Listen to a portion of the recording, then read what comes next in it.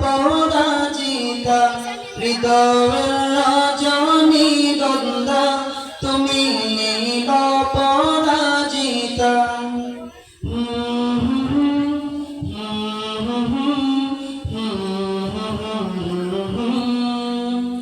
স্বচ্ছ তোমার স্নিগ্ধ ভূমি তুমি নীলমণিলতা কাশফুলের মতো শুভ্র মেঘ তুমি আমার ব্যাকুলতা স্বচ্ছ তোমার স্নিগ্ধ ভূমি তুমি নীলমণিলতা কাশফুলের মতো শুভ্র মেঘ তুমি আমার ব্যাকুলতা স্বচ্ছ তোমার স্নিগ্ধ ভূমি তুমি নীলমণিলতা কাশফুলের মতো শুভ্র মেঘ তুমি আমার আকুলতা তোমার নামে দুরুদ জপে তোমার নামে দুরুদ জপে কাটে আমার সকাল সন্ধ্যা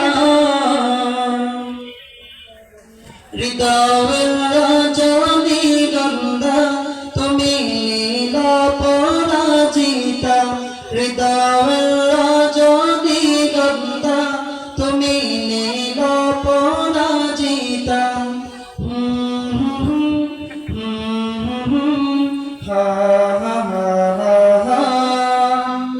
হিমের পরশ হাসিনী তুমি নীলমালতিলতা কোকিলের সুরের ইন্দ্রধনু তুমি আমার ব্যাকুলতা হিমের পরশ হাসিনী তুমি নীলমালতিলতা কোকিলের সুরের ইন্দ্রধনু তুমি আমার ব্যাকুলতা হিমের পরশ হাসিনী তুমি নীলমালতিলতা কোকিলের সুরের ইন্দ্রধনু তুমি আমার ব্যাকুলতা তোমার নামের দুরুদ জপে তোমার নামের দুরুদ জপে কাটে আমার সকাল সন্ধ্যা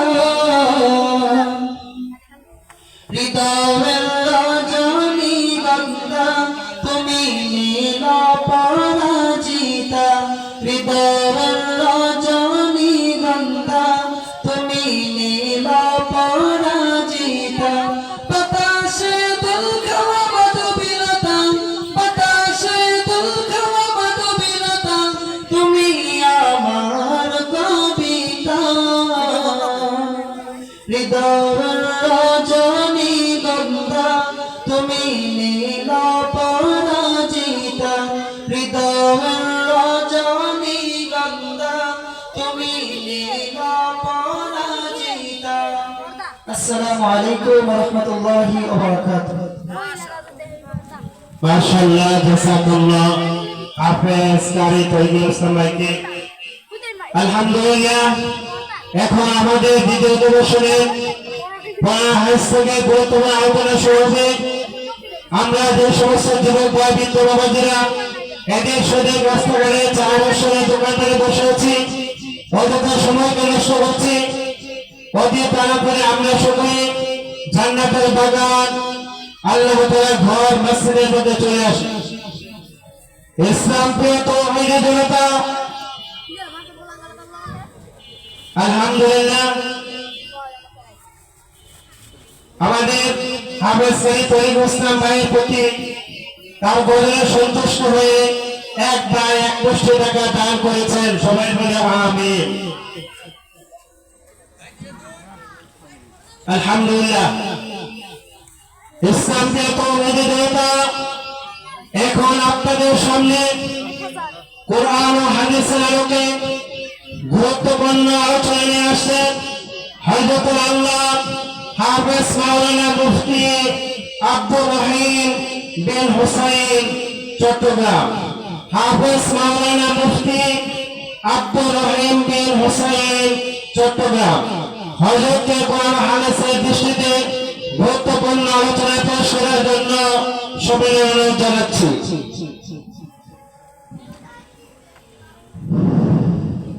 السلام عليكم ورحمة الله وبركاته. الحمد لله الذي جعل الشمس والقمر بحسبان والنجم والشجر يسجدان وفضل زمانا على زمان كما فضل مكانا على مكان وإنسانا على إنسان ونشهد أن لا إله إلا الله وحده لا شريك له ونشهد أن سيدنا ونبينا ومولانا محمدا عبده ورسوله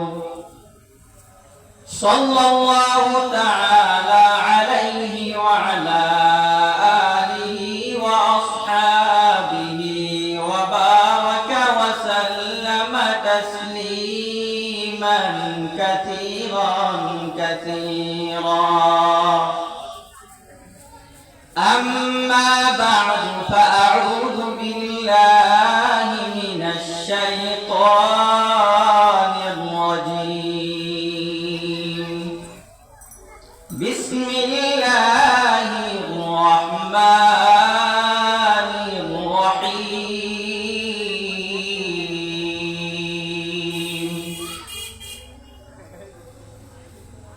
ألف لام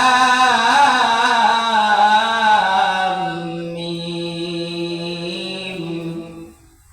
ذلك الكتاب لا ريب فيه هدى للمتقين الذين يؤمنون بالغيب ويقيمون الصلاة ومما رزقناهم ينفقون.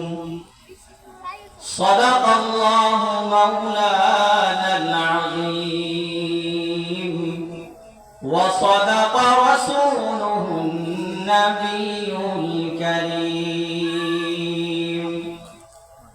عن أبي أمامة رضي الله تعالى عنه قال قال رسول الله صلى الله عليه وسلم من أحب لله وأبغض لله وأعطى لله ومنع لله فقد استكمل الإيمان أو كما قال النبي عليه الصلاة والسلام.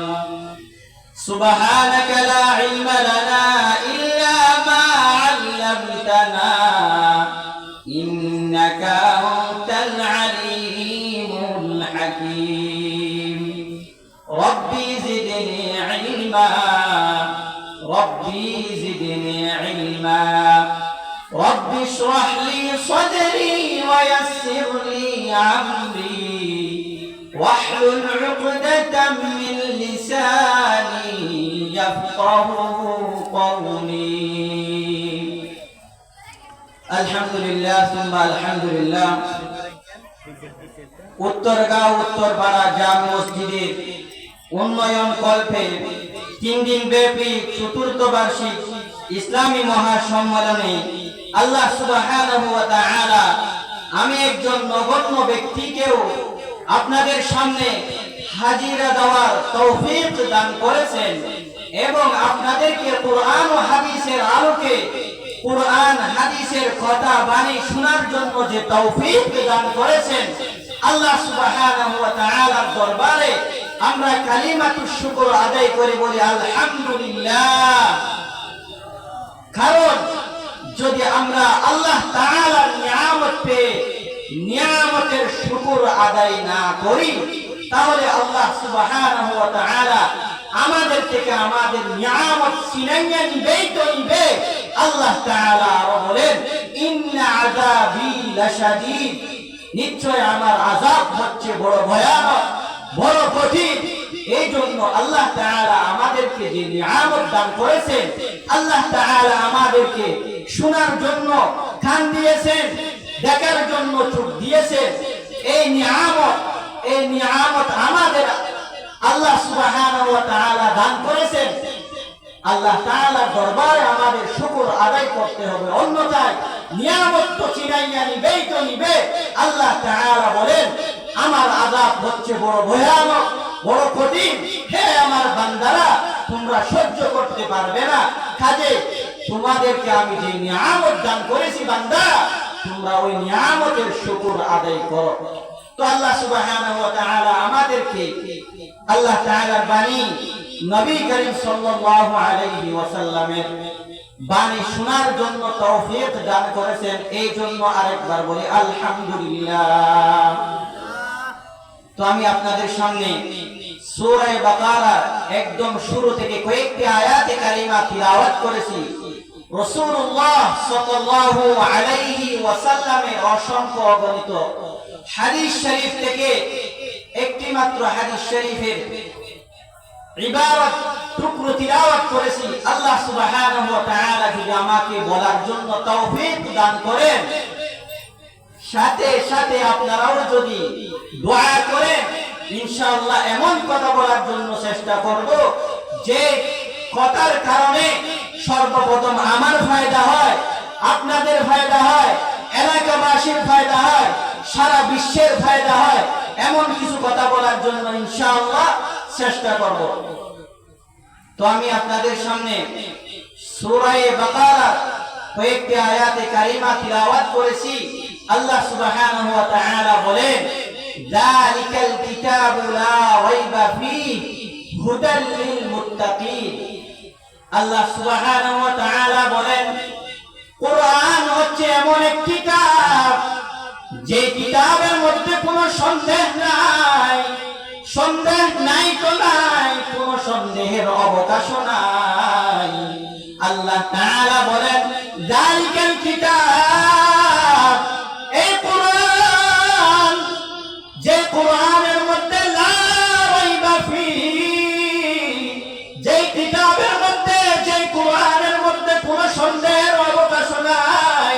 আল্লাহ তাআলা এমন কিতাবের মধ্যে বর্ণনা করেন হুদাল লিল মুত্তাকিন, এই কোরআন হচ্ছে মুত্তাকিদের জন্য হেদায়েত।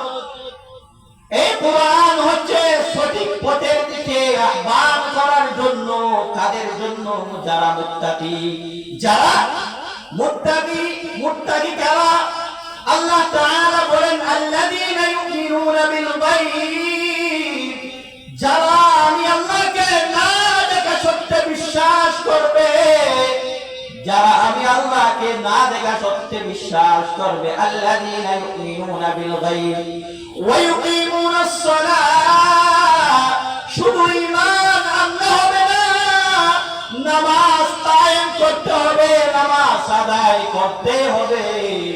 যেভাবে রাসূলুল্লাহ সাল্লাল্লাহু আলাইহি ওয়াসাল্লাম নামাজ আদায় করেছেন, সেভাবে আমাদের নামাজ আদায় করতে হবে। যদি আমাদের মন গড়া নামাজ আদায় করি, তাহলে আল্লাহ তাআলার দরবারে ওই নামাজ কবুল হবে না।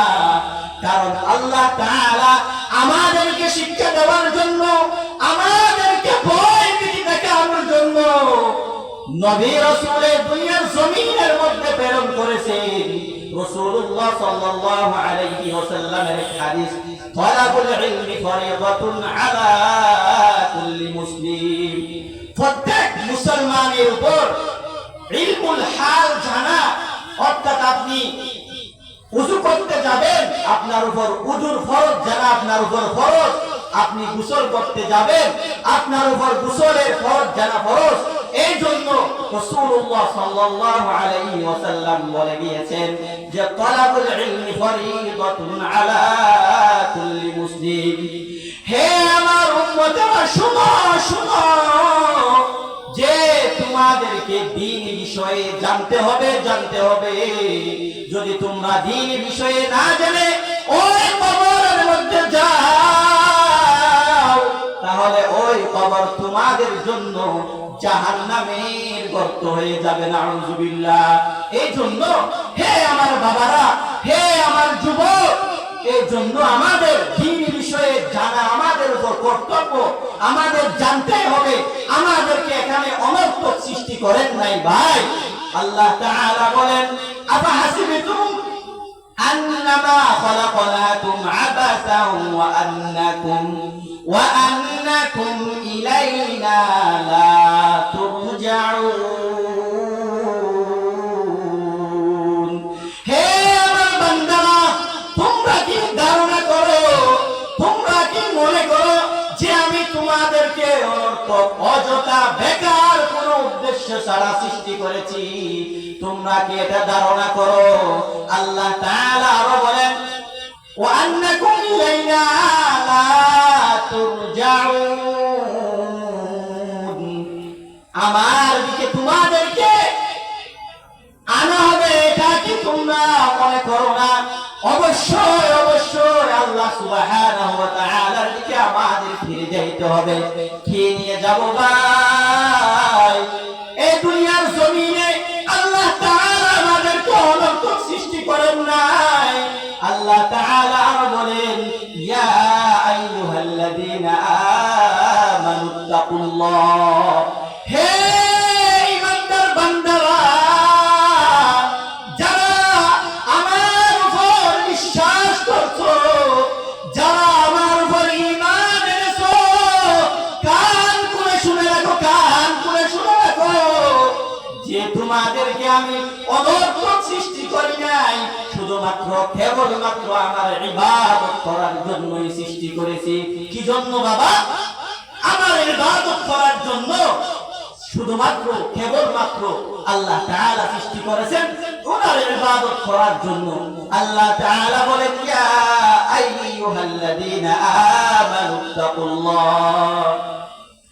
হে ঈমানদারেরা, ইত্তাকুল্লাহ। তোমরা আমি আল্লাহকে ভয় করো। কিভাবে? হাক্কা তুকাতিহি। যেভাবে আমাকে ভয় করার হক রাখি আমি, যেভাবে ভয় করতে হবে সেভাবে ভয় করো। আল্লাহ তাআলা হুঁশিয়ারি সংবাদ জানিয়ে দিয়ে বলেন, ওয়ালা তামুতুন্না ইল্লা ওয়া আনতুম মুসলিমুন।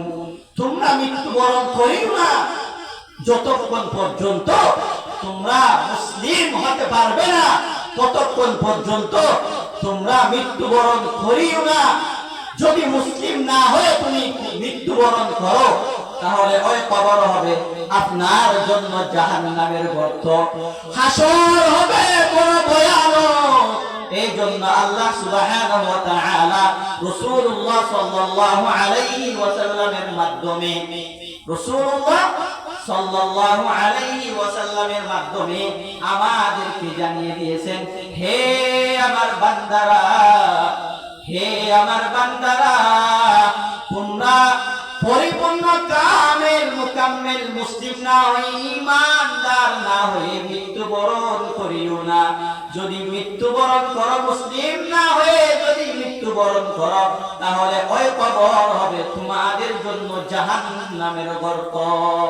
রাসূলুল্লাহ সাল্লাল্লাহু আলাইহি ওয়াসাল্লাম বলেন, আল কবরু রাওযাতুন মিন রিয়াদিল জান্নাহ আও হুফরাতুন মিন হুফারিন নার।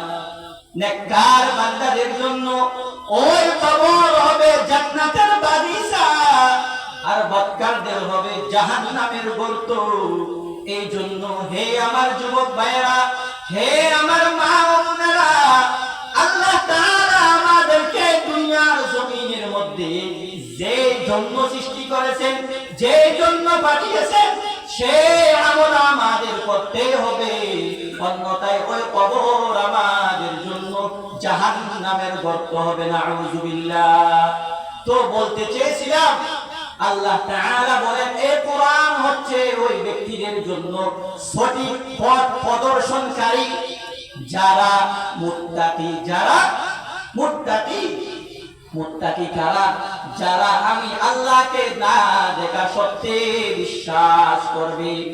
আমানতু বিল্লাহ ওয়া মালাইকাতিহি ওয়া কুতুবিহি ওয়া রুসুলিহি ওয়াল ইয়াউমিল আখির ওয়াল কদরি খাইরিহি ওয়া শাররিহি মিনাল্লাহি তাআলা ওয়াল বা'সি বা'দাল মাউত।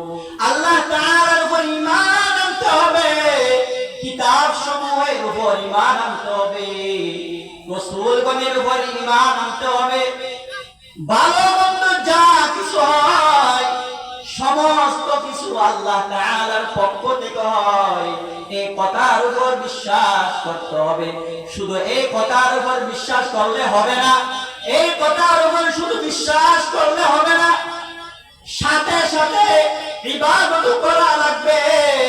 যদি আপনার ঈমান না থাকে তাহলে আপনার আমল কোনো কাজে আসবে না, আপনার আমল কোনো কাজে আসবে না। যদি শুধু ঈমান থাকে তাহলে কোনো কাজে আসবে না। আল্লাহ তাআলা বলেন ইন্নাল্লাযীনা আমানু ওয়া আমিলুস সালিহাত কানাত লাহুম জান্নাতুল ফিরদাউসি নুজুলা।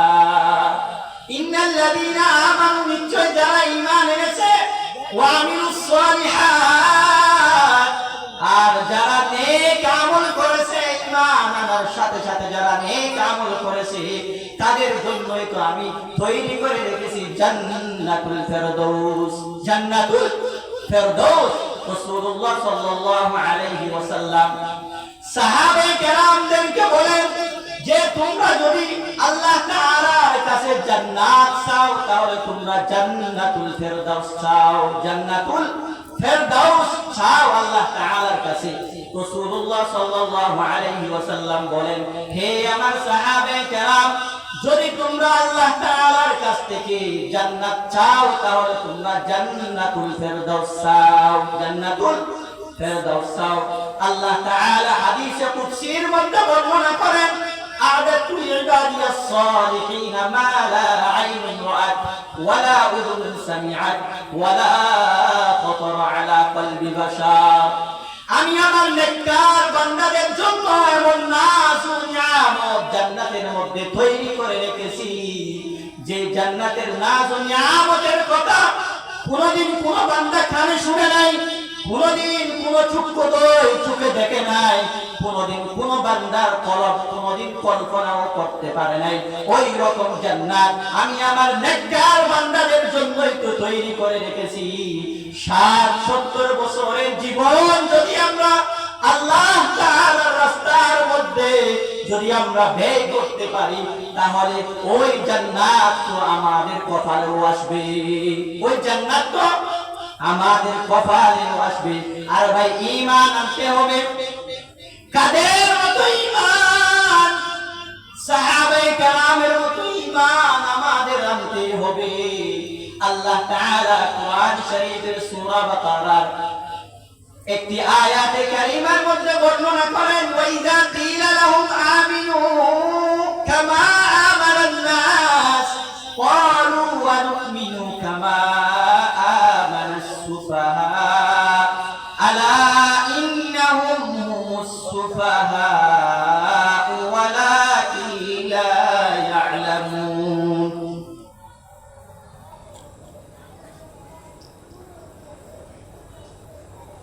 আল্লাহ তাআলা বলেন, ওয়াইযা কিলা লাহুম আমিনু, যখন ওই মুনাফিকদেরকে বলা হয়েছিল আমিনু কামা আমানান নাস, হে মুনাফিকরা তোমরা ঈমান আনো যেভাবে আমার সাহাবায়ে কেরাম ঈমান এনেছে সেভাবে তোমরাও ঈমান আনো। তখন ওই মুনাফিকরা বলছে, ক্বালু আনুমিনু কামা আমানাস সুফাহা, আমি কি তাদের মতো ঈমান আনবো? বুখার দলের মতো আমরা কি ঈমান আনবো? অর্থাৎ সাহাবায়ে কেরামদেরকে ওনারা বোকা মনে করত, নাউযুবিল্লাহ। আল্লাহ তাআলা বলেন তাদের জবাবে, আলা ইন্নাহুম হুমুস সুফাহা ওয়ালাকিন লা ইয়ালামুন। খবরদার খবরদার, আমার সাহাবায়ে কেরাম তোমরা বোকা নয়, অথচ তোমরাই বোকা। তোমরা জানো না যে তোমরা বোকামি করতেছো, তোমরা যে বোকামি করতেছো তোমরা জানো না। আমার সাহাবায়ে কেরাম হচ্ছে আমার জন্য, সাহাবায়ে কেরাম হচ্ছে রাসূলের জন্য পাগল, আল্লাহর জন্য পাগল। কিন্তু ওই বেদিন ওই মুনাফিকরা মনে করতো সাহাবায়ে কেরাম বোকা, নাউযুবিল্লাহ। তো আল্লাহ তাআলা বলেন, হে মুনাফিকের দল, তোমরা ঈমান আনো যেভাবে সাহাবায়ে কেরাম ঈমান এনেছে। আরে ভাই, হযরত ওমর রাদিয়াল্লাহু তাআলা আনহু বলেন, হযরত ওমর রাদিয়াল্লাহু তাআলা আনহু বলেন, আল্লাহ তাআলার বান্দাদের মধ্যে এমন বান্দা আছে যে দ্বীনের জন্য নিজের জীবন দিতেও রাজি, কিন্তু দ্বীন ছাড়তে রাজি নয়, কিন্তু দ্বীন ছাড়তে রাজি নয়, নিজের জীবন দিতে রাজি, রক্ত বিলীন করতে রাজি, কিন্তু এক কিঞ্চিত পরিমাণ, এক চুল পরিমাণ ঈমান ছাড়তে রাজি নয়। হযরত আব্দুল্লাহ ইবনে হুযাফা ইবনে কাইস আস-সাহমি রাদিয়াল্লাহু তাআলা আনহুর ঈমান কেমন ছিল? হে আমার ভাইরা, হে আমার যুবক ভাইরা, হে আমার বাবারা, হে আমার মা ও বোনেরা, আমাদের কি রকম ঈমান আনতে হবে? সাহাবায়ে কেরামের মতো আমাদের ঈমান আনতে হবে। আব্দুল্লাহ ইবনে হুযাফা ইবনে কাইস আস-সাহমি রাদিয়াল্লাহু তাআলা আনহুর ঈমান কেমন ছিল? হযরত ওমর রাদিয়াল্লাহু তাআলা আনহুর শাসন আমলে হযরত ওমর রাদিয়াল্লাহু তাআলা আনহু রোমের মধ্যে একদল যুদ্ধ করার জন্য যুদ্ধ বাহিনী ওই রোমের মধ্যে পাঠিয়েছিলেন। ঘটনাক্রমে ওই রোমের মধ্যে ওই বাহিনীগুলো আটকে পড়ে যায়। ওই বাহিনীগুলোকে, মুসলিম বাহিনীগুলোকে জেলখানার মধ্যে আবদ্ধ করে রেখেছে ওই খ্রিস্টান শাসক, যার নাম হচ্ছে কাইসার। রোমের বাদশার নাম ছিল কাইসার। কাইসারের কাছে খবর যায় মুসলিম কোন লোভের কারণে, কোন কিছুর কারণে ঈমান ছাড়তে রাজি নয়, জীবন দিয়ে হলেও তারা ঈমান রাখে, ঈমান ছাড়ে না। এই সংবাদ যখন কাইসারের কাছে যায়, রোমের বাদশার কাছে ওই খবর যখন যায়, তখন ওই রোমের বাদশা জেলখানা থেকে একজন বন্দী আনার জন্য হুকুম করেছে। ওই হুকুম যখন করেছে, ওই খ্রিস্টান বাহিনীরা একজন মুসলিম সৈন্য কাইসারের কাছে নিয়ে আসে। তখন কাইসার বলল, হে আব্দুল্লাহ ইবনে হুযাফা, তার নাম হচ্ছে আব্দুল্লাহ ইবনে হুযাফা রাদিয়াল্লাহু তাআলা আনহু। আব্দুল্লাহ ইবনে হুযাফা রাদিয়াল্লাহু তাআলা আনহুকে যখন বলা হয়, হে আব্দুল্লাহ ইবনে হুযাফা, তোমাকে আমি মুক্তি দেব, জেলখানা থেকে আমি মুক্তি দিয়ে দেব, তুমি খ্রিস্টান হয়ে যাও, নাউযুবিল্লাহ। কে বলছে? আব্দুল্লাহ ইবনে হুযাফাকে ওই রোমের বাদশা কাইসার প্রস্তাব রাখলেন, হে আব্দুল্লাহ ইবনে হুযাফা, তুমি ঈমান ছেড়ে খ্রিস্টান হয়ে যাও। যদি খ্রিস্টান হয়ে যাও, তোমাকে জেলখানা থেকে, গোলামি থেকে তোমাকে আমি মুক্তি দিয়ে দেব। আব্দুল্লাহ ইবনে হুযাফা রাদিয়াল্লাহু তাআলা আনহু বললেন, হে কাইসার, তুমি মনে হয় মুসলিম জাতিকে চিনো না, চিনো না। মুসলিম জাতি ঈমান ছাড়তে রাজি নয়, যদিও বা তাদের জীবন চলে যায়, যদিও বা তাদের জীবন চলে যায়, তবু তারা ঈমান চাপতে রাজি নয়। তখন ওই রোমের বাদশা কায়সার দ্বিতীয় প্রস্তাব রাখলেন যে, হে আব্দুল্লাহ ইবনে হুযাফা, আমি আমার বাদশাহী থেকে, আমার রাজত্ব থেকে অর্ধেক রাজত্ব তোমাকে দিয়ে দেব, তবু তুমি খ্রিস্টান হয়ে যাও। তখন আব্দুল্লাহ ইবনে হুযাফা রাদিয়াল্লাহু তাআলা আনহু বলে, হে রোমের বাদশা, ঈমানের সাথে কোনো সওদাগরি চলে না। ঈমান শুধুমাত্র কেবলমাত্র একমাত্র আল্লাহ তাআলা ক্রয় করতে পারে। দ্বিতীয়ত কোন মাখলুক ঈমান ক্রয় করার অধিকার রাখে না। আব্দুল্লাহ ইবনে হুযাফা রাদিয়াল্লাহু তাআলা আনহু এই কথা শোনার পর আব্দুল্লাহ ইবনে হুযাফাকে তৃতীয় প্রস্তাব রাখলেন, হে আব্দুল্লাহ ইবনে হুযাফা, আমি তো আমার বাদশাহীর অর্ধেক দিয়েই দিব, আমার বাদশাহীর মধ্যে তোমাকেও শরীক রাখবো। আমি তোমাকে আমার বাদশাহী থেকে অর্ধেক দিয়েই দিব, এরপরে আমার বাদশাহীর মধ্যে তোমাকেও শরীক রাখিব। তখন আব্দুল্লাহ ইবনে হুযাফা রাদিয়াল্লাহু তাআলা আনহু বলে, হে রোমের বাদশা কায়সার, আরব আজমের যদি রাজত্ব আমাকে দেওয়া হয়, আমাকে যদি আপনার রাজত্ব, আপনার বাপ দাদা 14 গোষ্ঠীর রাজত্ব যদি আমাকে দেওয়া হয়, তবু আমার ঈমান থেকে কিঞ্চিত পরিমাণ আমি নড়াচড়া করব না, কিঞ্চিত পরিমাণ আমি ঈমান থেকে নড়ব না, সরব না। এই জন্য আল্লাহ তাআলা বলেন, হে আমার ঈমানদার বান্দারা, তোমরা ঈমান আনো আব্দুল্লাহ ইবনে হুযাফা রাদিয়াল্লাহু তাআলা আনহুর মতো ঈমান। এখন আমরা অল্প ক্ষমতার জন্য, মেম্বার চেয়ারম্যান হওয়ার জন্য, এমপি মন্ত্রী ম্যাজিস্ট্রেট হওয়ার জন্য আমরা আমাদের ঈমান বিক্রি করে দিই।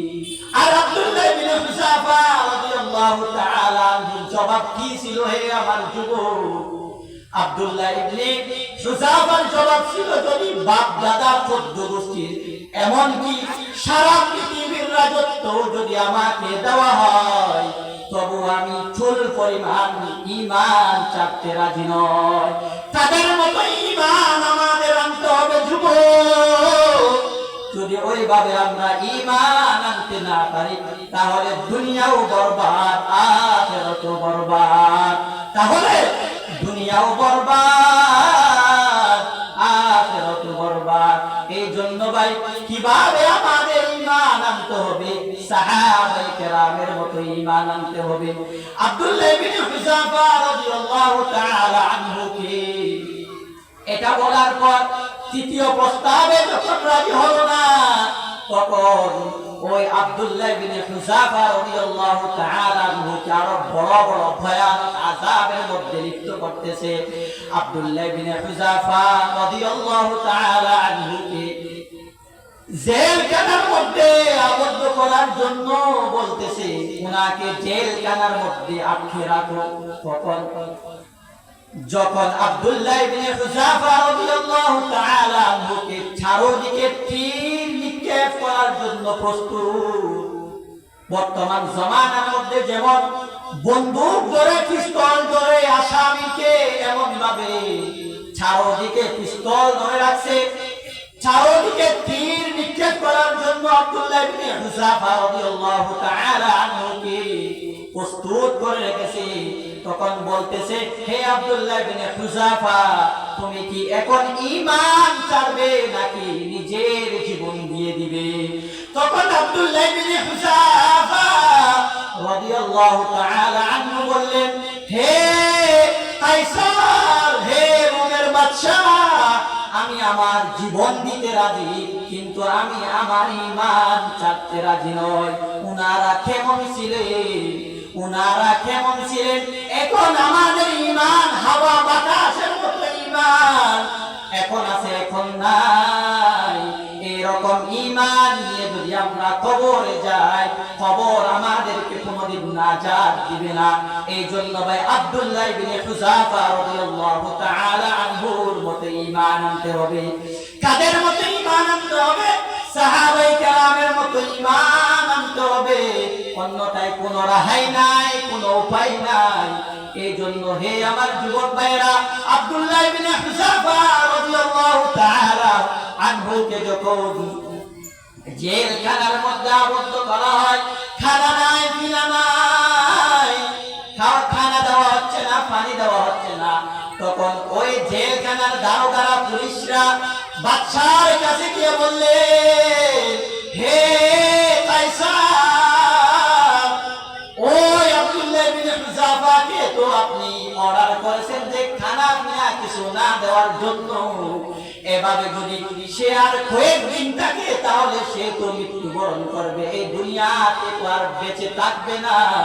তখন আব্দুল্লাহ ইবনে হুযাফাকে শরাব দেওয়া হয়, তাকে শুকুরের গোশত দেওয়া হয়। জেলখানার মধ্যে জেলখানার দারোগাদেরকে অর্ডার করা হয়, হুকুম করা হয় আব্দুল্লাহ ইবনে হুযাফা রাদিয়াল্লাহু তাআলা আনহুকে শরাব পান করানোর জন্য, শুকুরের গোশত পান করানোর জন্য। আব্দুল্লাহ ইবনে হুযাফা রাদিয়াল্লাহু তাআলা আনহুর কাছে যখন শরাব নিয়ে আসা হয়, আব্দুল্লাহ ইবনে হুযাফা রাদিয়াল্লাহু তাআলা আনহু বললেন, হে জেলখানার দারোগারা, আমি একজন মুসলিম, আমার শরাব পান করা আমার উপর হারাম, আমি শরাব পান করতে পারবো না, শুকরের গোশতও আমি খাইতে পারবো না। তখন আব্দুল্লাহ ইবনে হুযাফা রাদিয়াল্লাহু তাআলা আনহু এটাও বলেছেন যে, হে জেলখানার দারোগারা, শোনো শোনো, যে বর্তমান এই অবস্থাতে আমি যদি শরাব পান করি, যদি শুকরের গোশত খাই, তাহলে আল্লাহ তাআলা আমার উপর রাগান্বিত হবেন না। কেননা আল্লাহ তাআলা বলেন, ফামানিত্তুররা গায়রা বাগিন ওয়ালা আদিন ফালা ইসমা আলাইহি। যদি মুমূর্ষ অবস্থা হয়ে যায়, খানা পিনার কারণে যদি মুমূর্ষ অবস্থায় হয়ে যায়, জীবনটা বাঁচানোর জন্য সেই পরিমাণ শুকরের গোশত খাওয়া, সেই পরিমাণ শরাব পান করা ওই মুসলিম ব্যক্তির উপর ওই অবস্থাতে হালাল ছিল। তো আব্দুল্লাহ ইবনে হুযাফা রাদিয়াল্লাহু তাআলা আনহু এই কারণে যে শরাব পান করে নাই, শুকরের গোশত খান নাই, যে মুসলিম জাতিরা মনে হয় রিজিকের কারণে, ক্ষুধার্তের কারণে শুকরের গোশত খায়। ইহুদি খ্রিস্টানরা আমাদের মুসলিমের উপর যে একটা অপবাদ দিবে, এর উপর আমি রাজি নয়, আমার জীবন চলে যাক নাকে, তবু আমি আমার মুসলিম জাতির উপর যে একটা অপবাদ আসবে, আমি এটার উপর রাজি নয়। তোমরা এই শরাব নিয়ে যাও, শুকরের গোশত নিয়ে যাও। আর ভাই তাদের ঈমান কি রকম আর আমাদের ঈমান কি রকম? আব্দুল্লাহ ইবনে হুযাফা রাদিয়াল্লাহু তাআলা আনহু শরাব পান করেন নাই, শুকরের গোশত খায় নাই। আব্দুল্লাহ ইবনে হুযাফার এই ব্যাপারটি যখন কায়সারের কাছে নিয়ে আসা হয়, এই ব্যাপারটি যখন রোমের বাদশা কায়সার জানতে পারলো, তখন রোমের বাদশা বলল, হে জেলখানার দারোগারা, আব্দুল্লাহ ইবনে হুযাফাকে হালাল রিজিক খাওয়াও, হালাল রিজিক খাওয়াও। ওই জেলখানার মধ্যে আব্দুল্লাহ ইবনে হুযাফা রাদিয়াল্লাহু তাআলা আনহুকে হালাল রিজিক দেওয়া হয়। আব্দুল্লাহ ইবনে হুযাফা রাদিয়াল্লাহু তাআলা আনহু হালাল রিজিক খাওয়ার পর এরপর আবার নিয়ে আসা হয় কায়সারের কাছে, রোমের বাদশা কায়সারের কাছে আবার নিয়ে আসা হয়। আব্দুল্লাহ ইবনে হুযাফাকে আবার প্রস্তাব রাখলেন, হে আব্দুল্লাহ ইবনে হুযাফা, হে আব্দুল্লাহ ইবনে হুযাফা, তুমি কি এখন ঈমান ছাড়বে, নাকি তোমাকে এখন ওই তেলের কড়াইয়ের মধ্যে ফ্রাই করে ফেলবো? তার সামনে দুটি কড়াই, দুইটি ডেক রাখা হয়, যে ডেকের মধ্যে আগুন দাও দাও দাও দাও করতেছে, তখন আব্দুল্লাহ ইবনে হুযাফা রাদিয়াল্লাহু তাআলা আনহু বললেন, হে আব্দুল্লাহ ইবনে হুযাফা, এখন কি তুমি তেলের মধ্যে ফ্রাই হয়ে যাবে নাকি খ্রিস্টান হয়ে যাবে? আব্দুল্লাহ ইবনে হুযাফা রাদিয়াল্লাহু তাআলা আনহু বললেন, হে রোমের বাদশা কাইসার, আমাকে যদি ফ্রাই করা হয়, আমার জীবন যদি শেষ করে দেওয়া হয়, তবু আমি ঈমান কিঞ্চিত পরিমাণ, চুল পরিমাণ আমি ঈমান ছাড়তে রাজি নয়। হে আমার মা বোনেরা, হে আমার যুবক ভাই, আমাদের ঈমান কি রকম, আর সাহাবায়ে কেরামের ঈমান কি রকম, এই ঈমান নিয়ে আমরা কিভাবে আল্লাহ তাআলার দরবারে দাঁড়াবো, আল্লাহ তাআলার কাছে কিভাবে আমরা ফিরে যাব? যুবক, এই ঈমান নিয়ে যদি আমরা যাই, তাহলে ওই আগুনের মধ্যে জ্বলতে হবে, ওই আগুনের মধ্যে জ্বলতে হবে। রাসূলুল্লাহ সাল্লাল্লাহু আলাইহি ওয়াসাল্লাম বলেন, ইন্না আহওয়ানা আহলিন নারি আযাবান মান লাহু না'লানি ওয়া শিরাকানি। রাসূলুল্লাহ সাল্লাল্লাহু আলাইহি ওয়াসাল্লাম বলেন, সবচেয়ে কঠিন, সবচেয়ে হালকা আযাব দেওয়া হবে, কম আযাব দেওয়া হবে ওই ব্যক্তিকে, যে ব্যক্তিকে জাহান্নামের এক জোড়া জুতা পরিধান করানো হবে, যে জুতা পরিধান করার কারণে মাথার মগজগুলো টকবক টকবক করতে থাকবে। যুবক, ওই রকম জাহান্নামের আগুন তো আমরা সহ্য করতে পারবো না রে ভাই। এই জন্য আমাদের ঈমান আনতে হবে সাহাবায়ে কেরামের মতো ঈমান।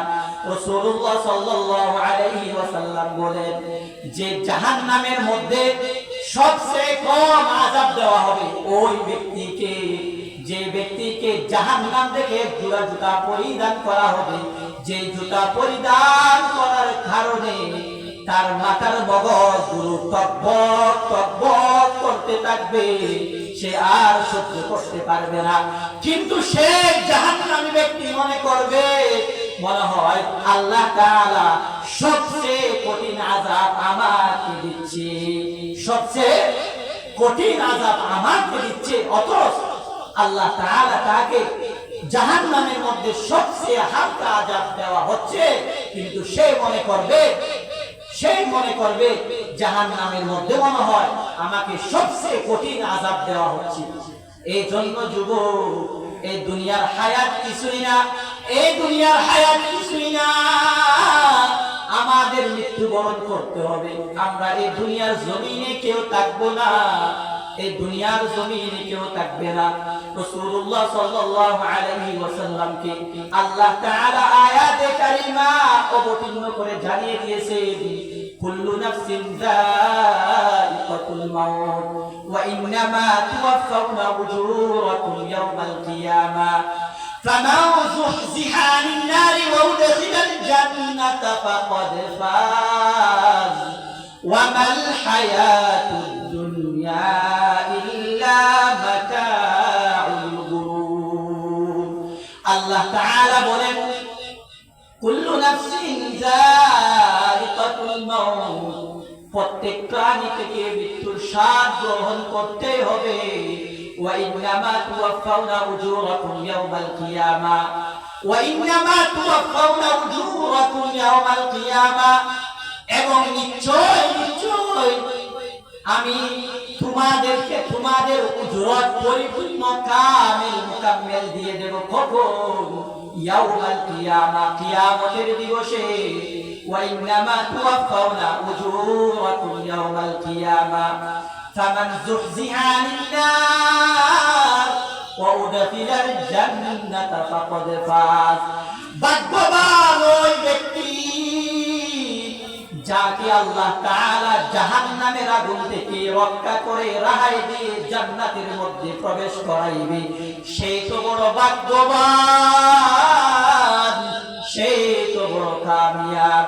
ফামান যুহজিহা আনিন নার ওয়া উদখিলাল জান্নাতা ফাকাদ ফাজ ওয়া মাল হায়াতুদ দুনিয়া ইল্লা মাতাউল গুরুর। আল্লাহ তাআলা বলেন, এই দুনিয়ার জিন্দেগি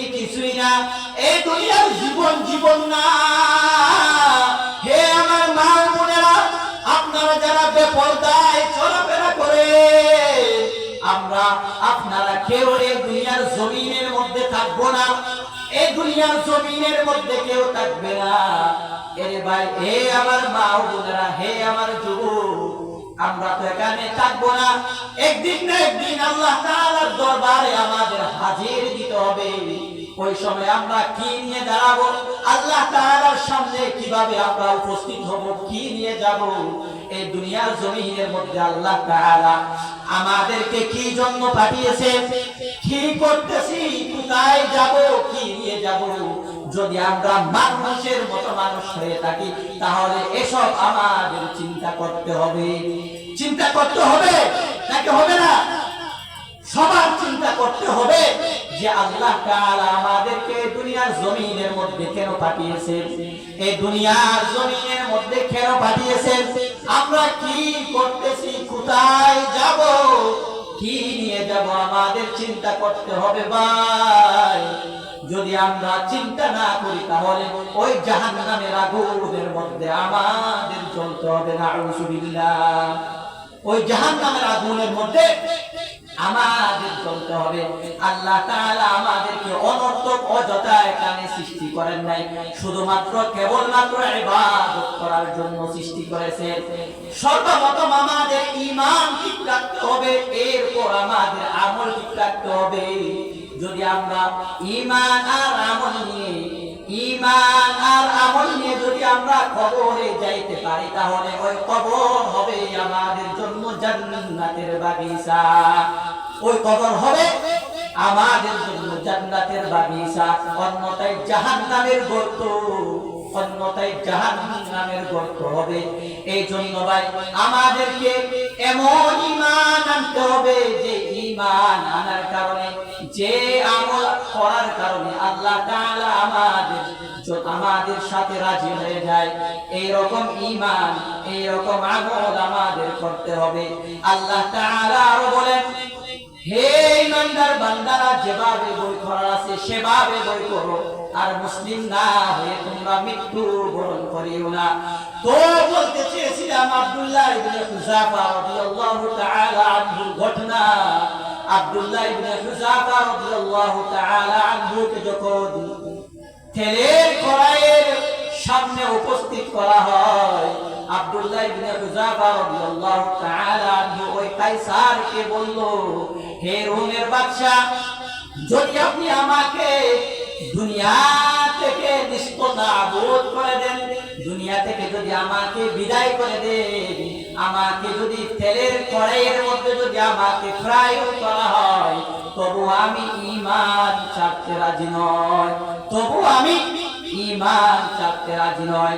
বাদশা অবাক হয়ে গেছে, এত লোভনীয় প্রস্তাব করার পর মুসলিম বান্দা আব্দুল্লাহ ইবনে হুযাফা ঈমান ছাড়তে রাজি নয়, তবু ঈমান ছাড়তে রাজি নয়। তখন আব্দুল্লাহ ইবনে হুযাফা রাদিয়াল্লাহু তাআলা আনহুকে ওই রোমের বাদশা বলল, হে আব্দুল্লাহ ইবনে হুযাফা, তুমি আমার কফারের মধ্যে একটি চুমা খাও, একটি চুমা খাও, তাহলে আমি তোমাকে মুক্তি দিয়ে দেব। আব্দুল্লাহ ইবনে হুযাফা রাদিয়াল্লাহু তাআলা আনহু বললেন, হে রোমের বাদশা কায়সার, আমি আপনার কপালের মধ্যে চুমা খেয়ে আমি একা মুক্তি হয়ে যাব, এটা আমি চাই না। যদি আপনি আমার প্রস্তাবে রাজি হন তাহলে আমি আপনার প্রস্তাবেও রাজি হব। আব্দুল্লাহ ইবনে হুযাফাকে বলা হয়েছে, আপনার প্রস্তাব কি?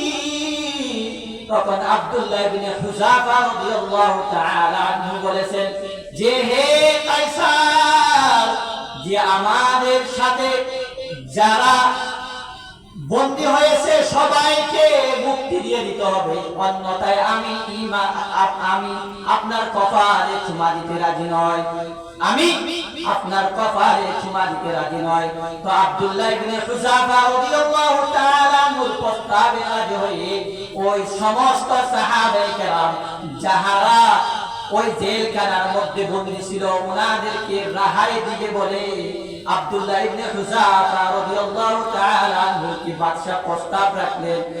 যখন সমস্ত সাহাবায়ে কেরামকে আব্দুল্লাহ ইবনে হুযাফা সহ সমস্ত সাহাবায়ে কেরামকে যখন মুক্তি দিয়ে দিল, তখন আব্দুল্লাহ ইবনে হুযাফা রোমের বাদশা কাইসারের কপালের মধ্যে একটি চুমা দিয়ে সমস্ত বন্দীদেরকে আবার মদিনার মধ্যে পৌঁছে দিয়েছেন।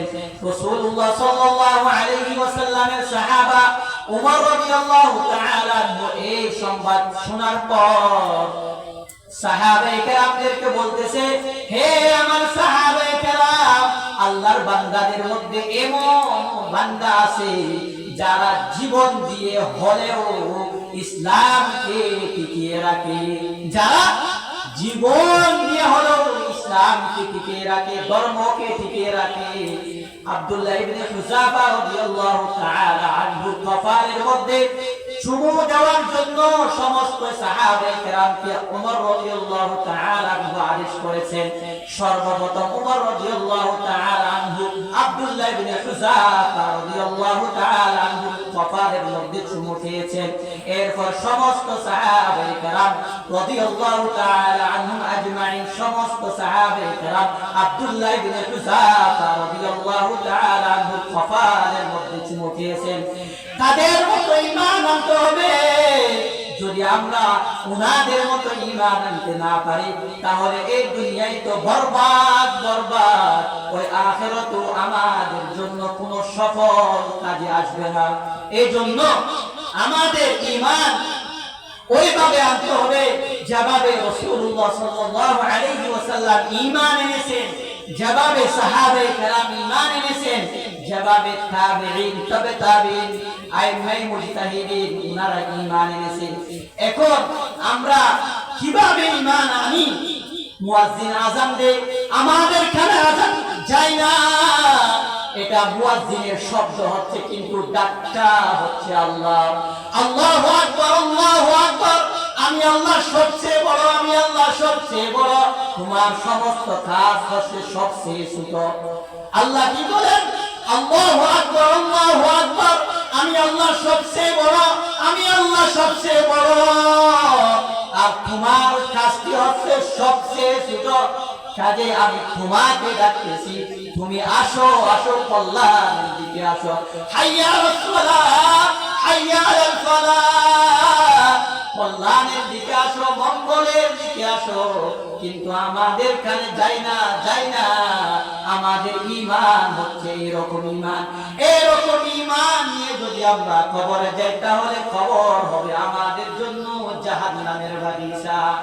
এই জন্য আমাদের ঈমান এভাবে আনতে হবে যেভাবে সাহাবায়ে কেরাম ঈমান এনেছেন, যেভাবে রাসূলুল্লাহ সাল্লাল্লাহু আলাইহি ওয়াসাল্লাম ঈমান এনেছেন। আল্লাহ তাআলা আমাদেরকে অনন্ত অযথা সৃষ্টি করেন নাই। কাজে আল্লাহ তাআলা আমাদেরকে যে জন্য সৃষ্টি করেছেন সেই কাজটি আমাদের করতে হবে।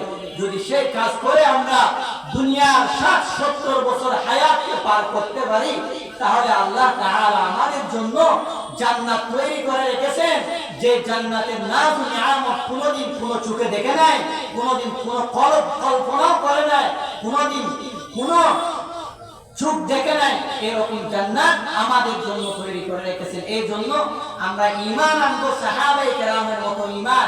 ওনারা যেভাবে কষ্ট সহ্য করে ঈমানকে আটকে ধরেছেন, সেভাবে আমরাও ইনশাআল্লাহ ঈমানকে আটকে ধরবো।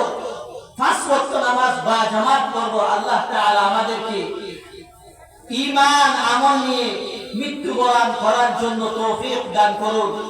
وآخر دعوانا أن الحمد لله رب العالمين وما توفيقي إلا بالله والسلام عليكم ورحمة الله وبركاته.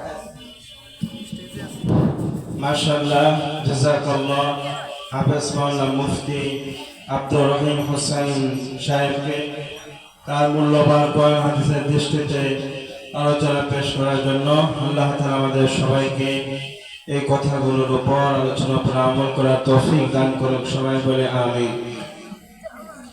আলহামদুলিল্লাহ। সম্মানিত ইসলাম প্রিয় তাওহীদের জনতা, আজকে আমাদের বিশেষ ওয়াইস বিশেষ বক্তা আমাদের মঞ্চে চলে এসেছেন। যারা আমরা এদিক সেদিক ঘোরাফেরা করে এখন অযথা সময়গুলো নষ্ট করছি, আপনাদের প্রতি কোনদিন দৃষ্টি আকর্ষণ করে বলছি, আমরা সকলে জান্নাতের বাগানে চলে আসি। যে সমস্ত বাবাজিরা, যুবক ভাইয়েরা দোকানে রাস্তাঘাটে অযথা সময় নষ্ট করছি, আমরা সকলে